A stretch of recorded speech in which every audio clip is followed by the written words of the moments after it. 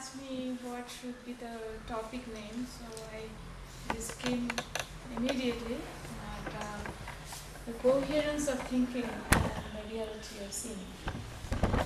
So, and then based on that, I felt maybe these are the few things I can mention. This is not really a prepared or not even a presentation. It's just random ideas, just putting them together, trying to make some sense. There may not be necessarily any sense, but it's an attempt to make some sense. So, and more and more I was thinking about it, that I felt that maybe some technicality of seeing, or very objective seeing, instead of getting into any kind of imaginary or abstract way of defining it. Some technicality of seeing may bring us to the real, not real in a spiritual way, I'm talking about from our senses, really to the real world, where we actually experience things with our sense organs.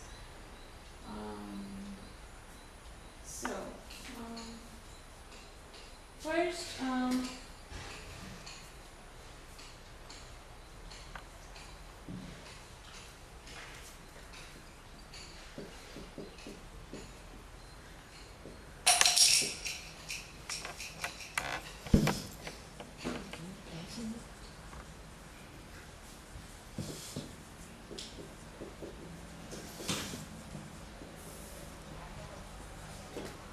okay. These two things are profoundly important in our sensing, is in our visual senses. Which are two things? Sense of direction and measuring of distance. The reason why I said measuring of distance is because sense of distance is not as appropriate for our understanding as to, measuring of distance. So these two are largely involved in our first two-dimensional visual perception. So this sense of direction, imagine that we have a sort of 360-degree sense. How we first usually started, say before you learned anything, is our own body. Head is up, feet are down. These are things that we are born with. These are the unconscious inferences. So, and also we look in the front. So basically, front, right, left, and bottom, and top and down. These are, imagine if we couldn't differentiate between left and right, just a simple thing. Then anything on right could say I take anything as right also as left, because I cannot really differentiate between the two. So this will fall here. So that way we end up having one line, because at least we can see the distances, but we cannot differentiate between the directions, so everything falls in one line. So this is something related to this I presented last year. So this I just thought of doing a very short introduction to those ideas. That sense of direction actually gives birth to dimension. So this we will come to in more detail later. So measuring of distance is first thing that we actually, if we think in a continuous way, but we see separation. How? Because maybe because of there is some kind of light that is covering this distance. So light comes back and forth, and that's how we see. But if we think, it has been always a problem in physics that action at a distance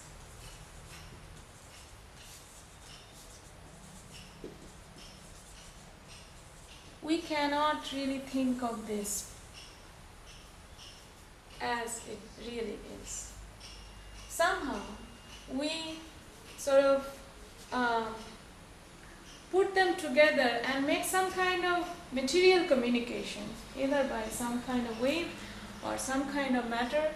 And what we could think of is this touch, like for example electromagnetic, like opposite charge, duality, something which shocks us.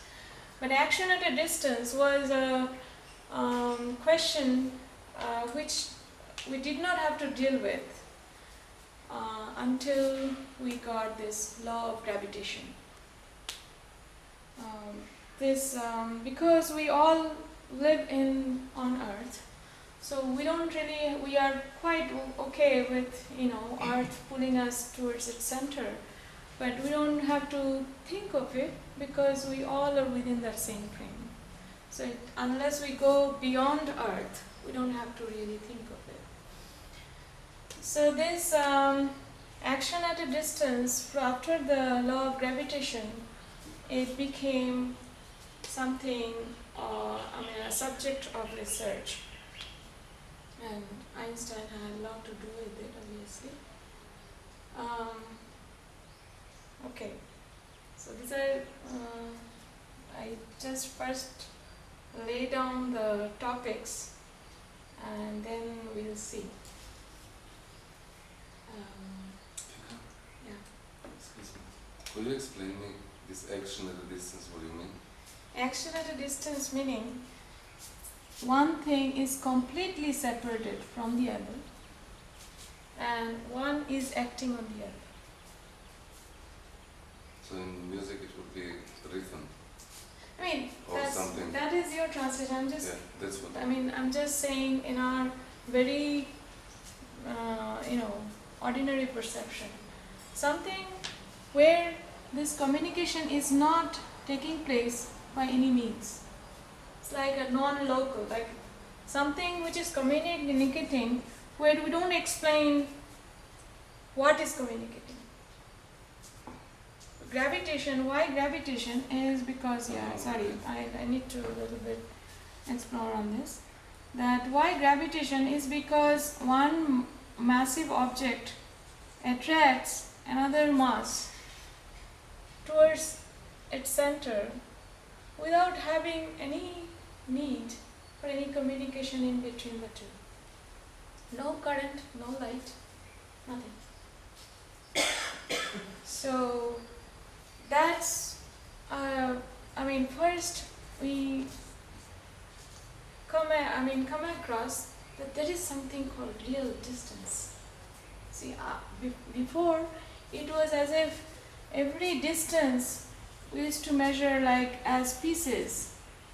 Either it could be photon, it could be matter, it could be a conductor where an iron wire, its particles are connecting the two, or air, or whatever, anything.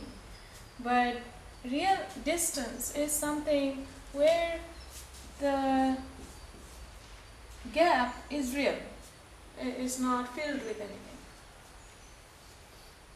So why I talked about this is because when we say distance, it's not as simple as we immediately think.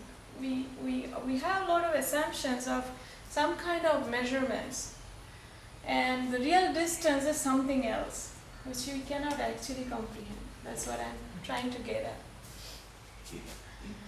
Now, okay. So may I ask in a slightly different way? So are you saying that physically we perceive discrete objects, but mentally they appear to us as connected. Right. We see separation, but we always, when we think in terms of some kind of connected reality. We cannot really think of discrete things. So now,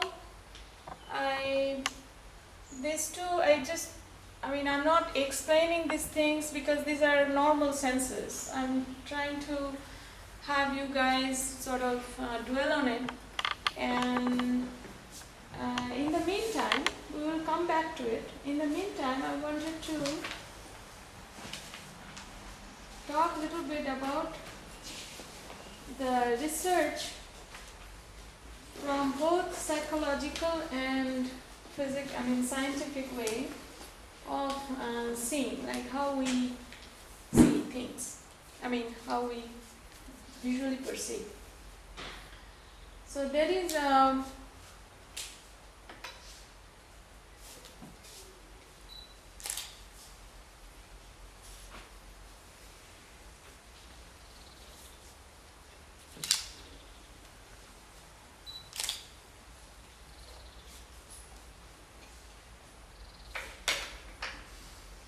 something, you may be familiar with this term, Gestalt. This is Gestalt psychology. And people who believed in it came up with 5 laws of how we perceive objects. One is proximity. Another is similarity, and closure,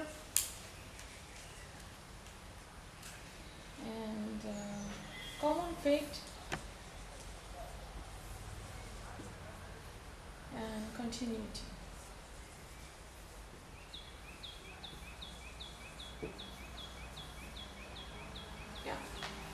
So, proximity is something that if things are close by, we tend to think of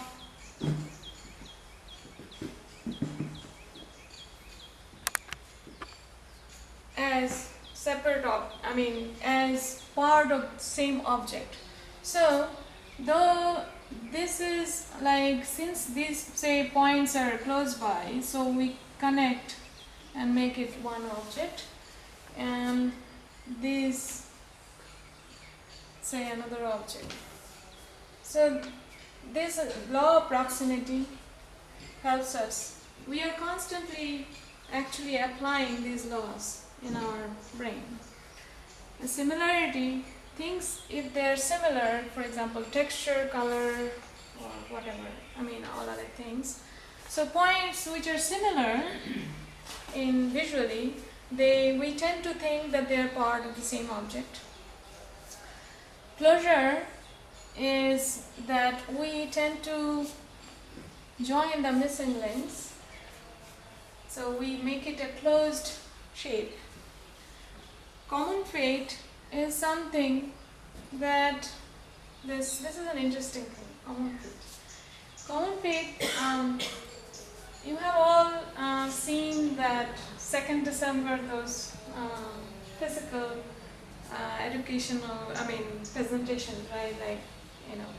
So anyway, basically if you observe from very far some kind of group physical demonstration, like this group activities demonstration, you will see they make tricks like the way they move as if one thing is moving, and so with little closer distance, you see that they all have their own, hands movement, legs movement, and all that. But from far, you get a view of some kind of something which is as one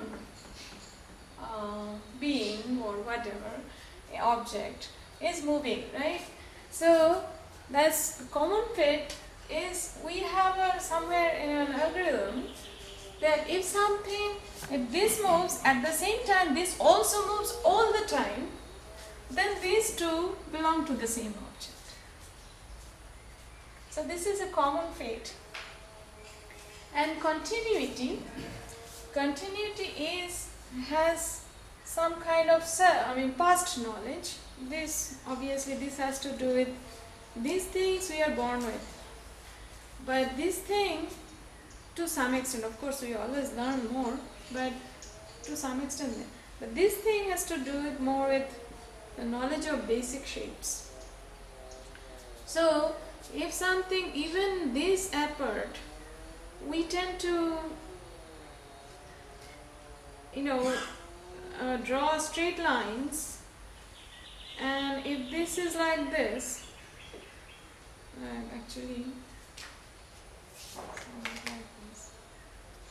even this apart, we tend to make it these are actually points, not lines, okay, not arcs, actually points. We tend to make it a circle, and so on. So this continuity is something they're not very close, by which we think that it is the same object, but since it is possible to draw certain known shape, we tend to make a continuous contour with our known shapes. So these are gestal theory of seeing. And then what would it be if we have this spiral, what's another of this to which it would that is also a known shape. Spiral is also a known shape. It doesn't have to be circle or square. It can be any. What I mean is that more you learn about the known shapes, more you can actually enclose it in more precisely. Because somebody who is not aware of a spiral, for example, or cannot think of spiral, will try to make a circle but not succeeding, that sort of thing. But the effort of putting it in the shape that is known to you is our inherent tendency. That's all. So if you know more precise different kinds of shape, you will more precisely put the shape which will fit in better. The mother did express there clearly that is a normal way of life development. Yeah. And this would be the spiritual. That is another thing. I'm talking about only very objective seeing. From that we can draw more, little deeper, but not, thinking of something which we don't see right now. That will come to later. So this is gestal theory. Now scientific theory has, scientific means modern theory, has 3 parts: computational, algorithmic,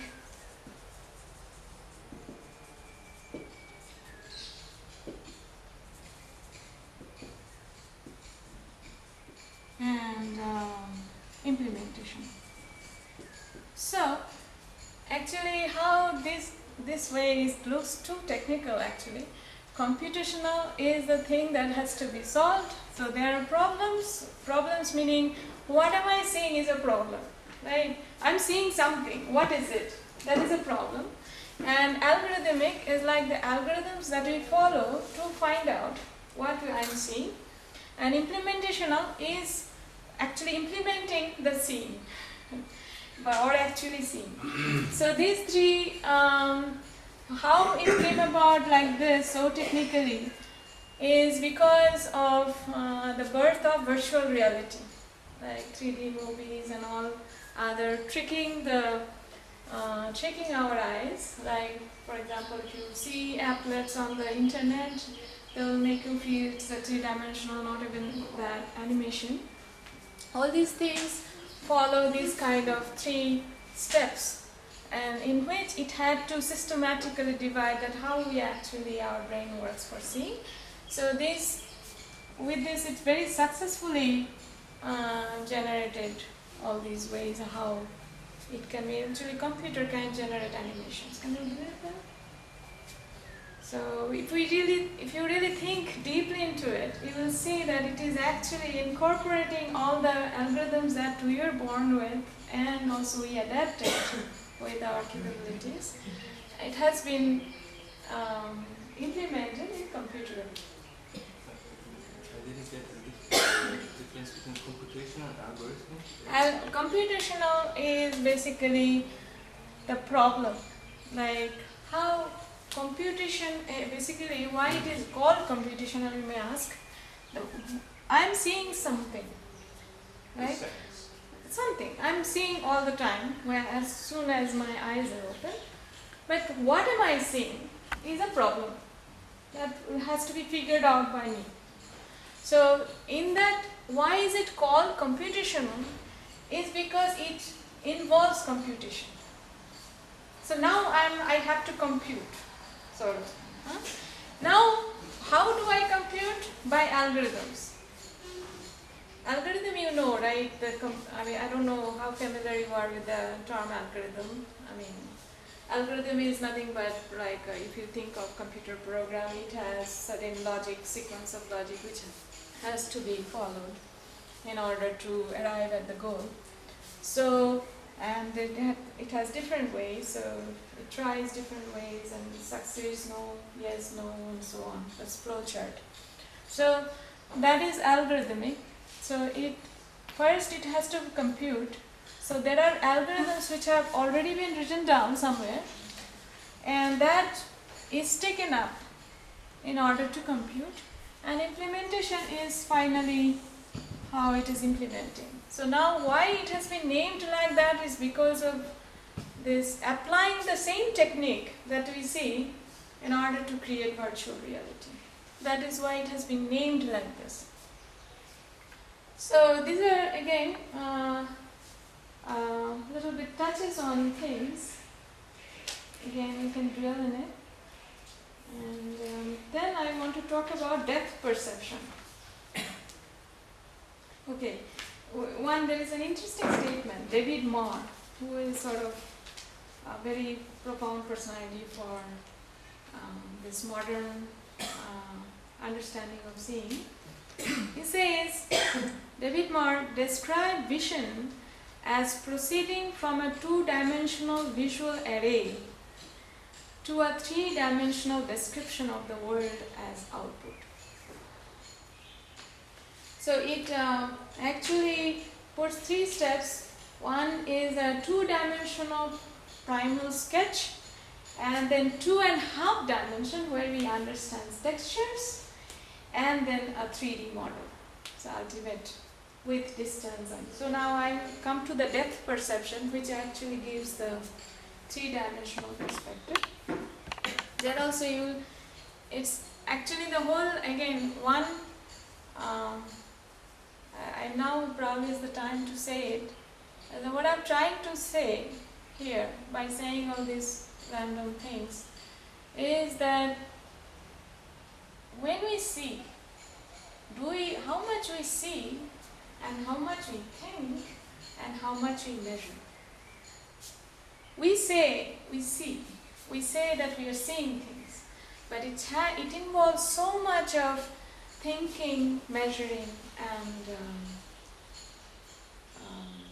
what did you say?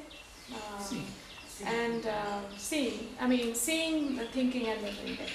So again, seeing also is another very disputed area. Even the seeing that I'm actually called, even in this context, seeing, and obviously we can already see that how much measurement is involved and how much algorithm is there.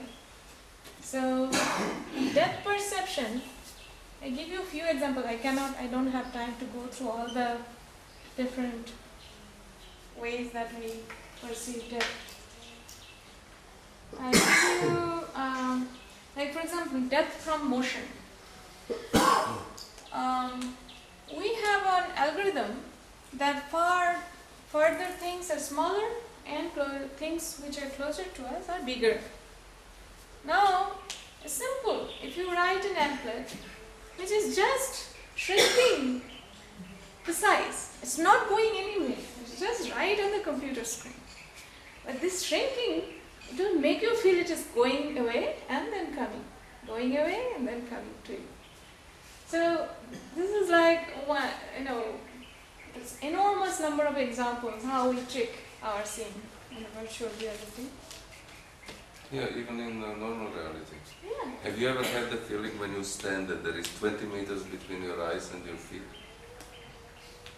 I don't know. No, I mean... That is a little bit of very specific. No, I mean, this is the point.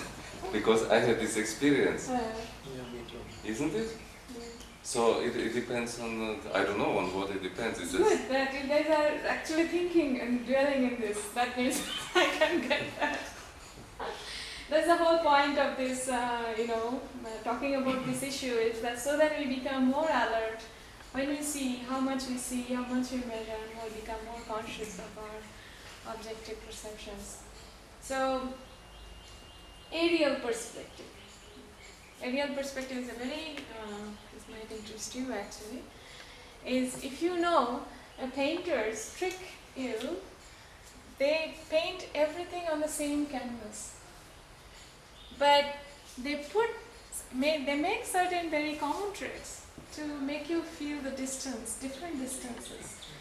For example, one of the techniques is that they fade certain parts intentionally, some colors. And there's a term called distance fog. Distance fog.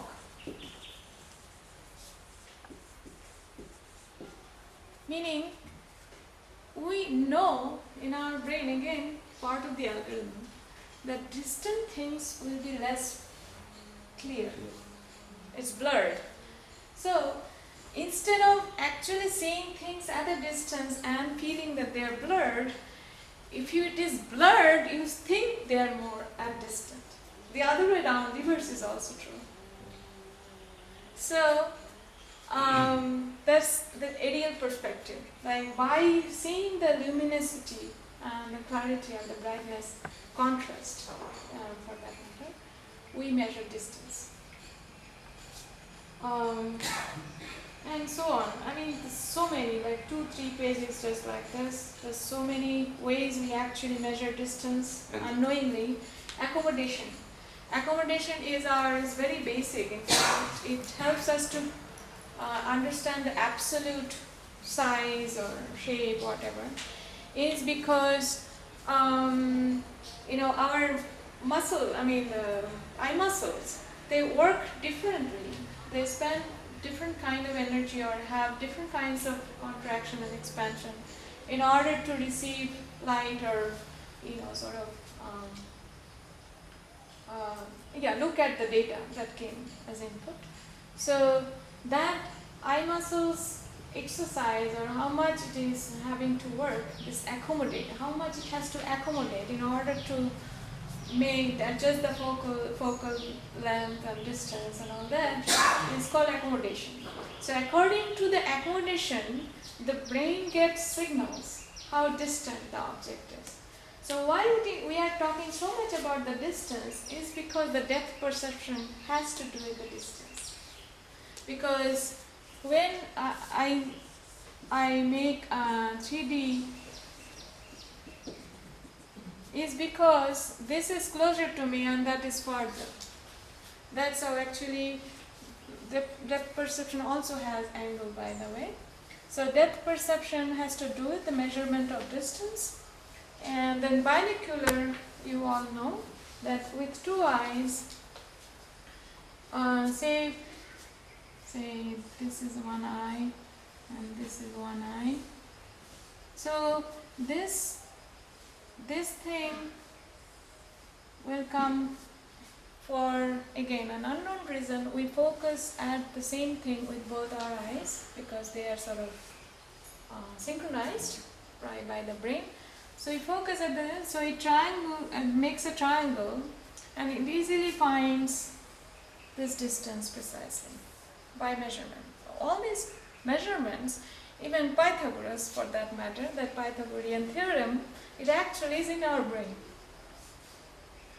So even, I mean, this is like right in the middle. It could be here, and this, and this. Still, it can draw the triangle and see the vertical distance.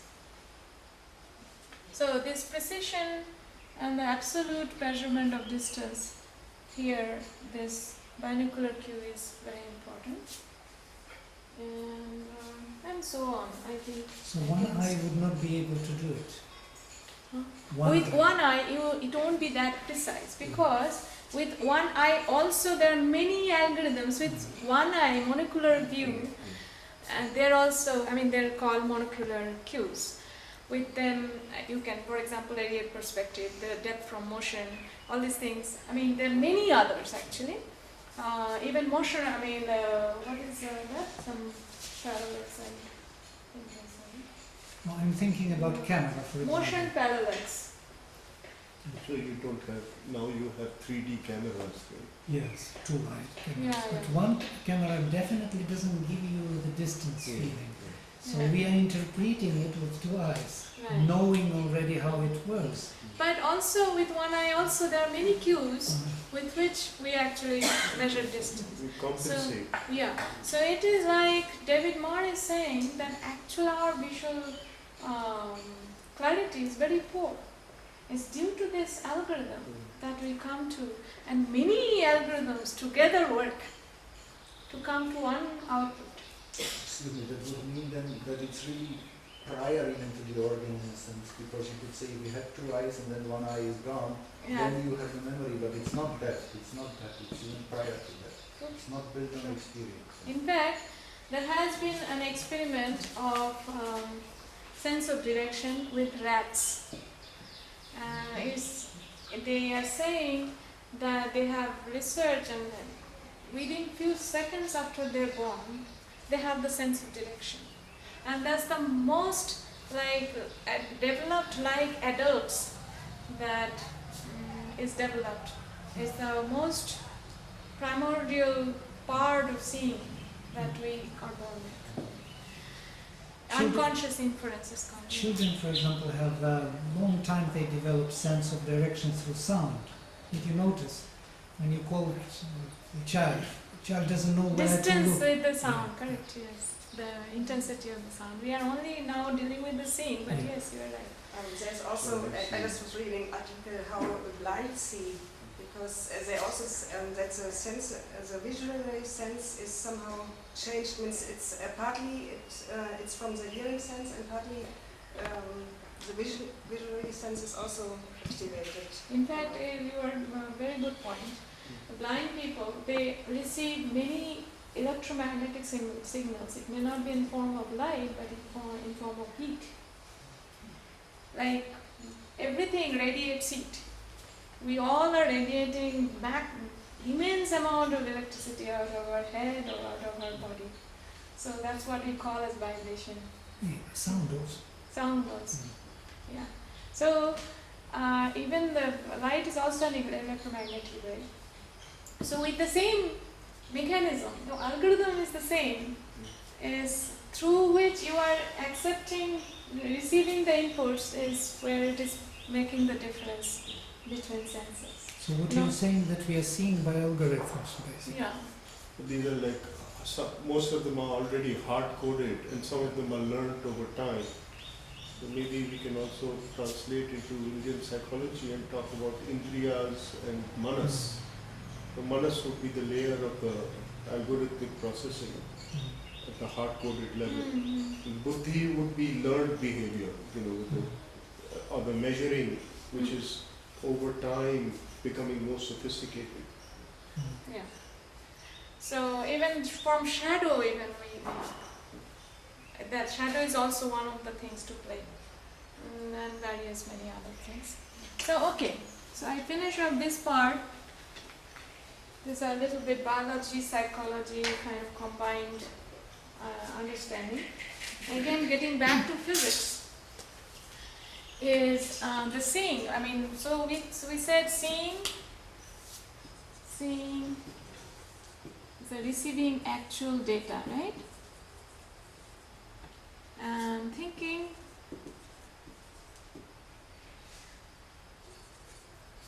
is algorithm is taking place and measuring. Here also algorithm and plus implementation, right? Now, in this seeing, let us, here physics has more things to say in the seeing part, where it just receives the data. And here Ulrich and Marco, you can correct me if I am saying anything wrong, because it's very deep physics. Is you know about Feynman. So Feynman started his research actually started a new branch of physics called quantum electrodynamics.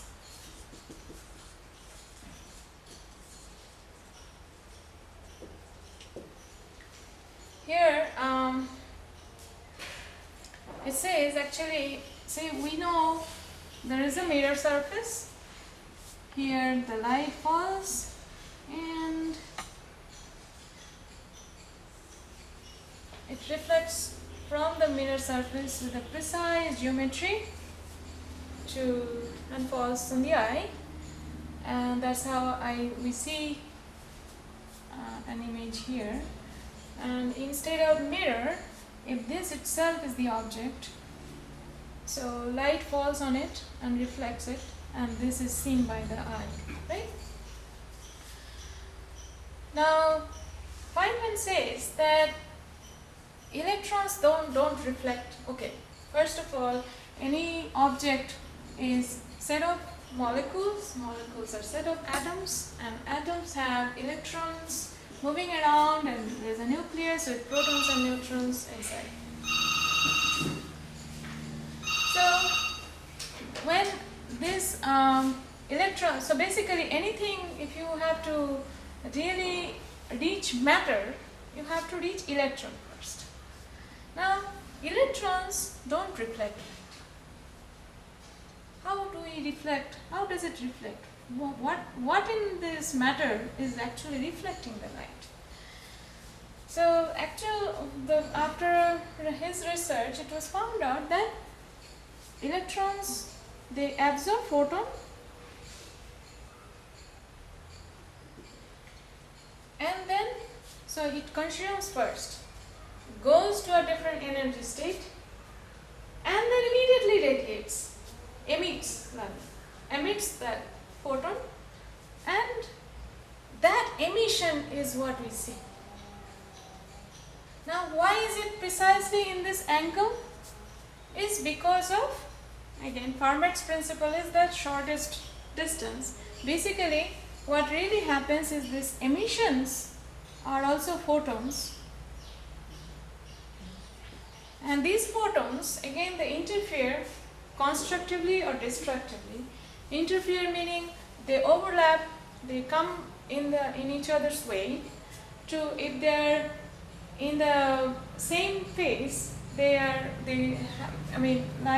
again, this is better to explain it this way. So this is the constructive point, this is the destructive point. So if they meet at this point, they make it brighter, twice as brighter, that's a maximum, and rather 4 times in fact. So here they destructively meet, so it becomes a dark point.